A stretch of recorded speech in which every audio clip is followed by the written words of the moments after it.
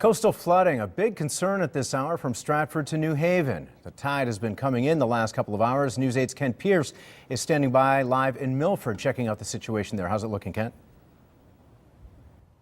And Jeff, it is certainly less of a concern now than it was about an hour and a half ago at high tide, where a lot of Bayshore Drive back there and Melba Street back there were underwater. They're separated by this bridge, which is actually the outflow of a little creek. Now today, because of the direction of the wind, which was coming from the land out to the beach, it was really more of the creek that was a problem, not so much Long Island Sound. And for the folks who, I'm going to try to cross the street here real quickly, for the folks whose houses back up to this creek back here, well, they saw this level back here of the water rise a lot during high tide today. So all of the houses, like this one here, who back up to this creek, well, they saw a lot of flooding this morning. Now, if we look at some video shot earlier this morning, you can see that this was happening all over the Milford shoreline. We had flooded streets, flooded basements, flooded garages, and a lot of those houses, I can tell you, are houses that were adversely affected by Hurricane Sandy, Superstorm Sandy, whatever you want to call her, and Irene, too, in some of those cases.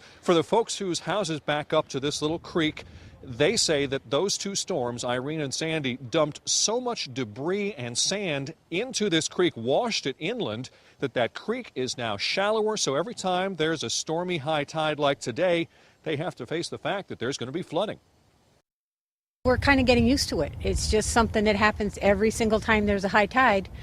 The creek is so shallow now, the water just keeps coming back into all the backyards all along Melva Street.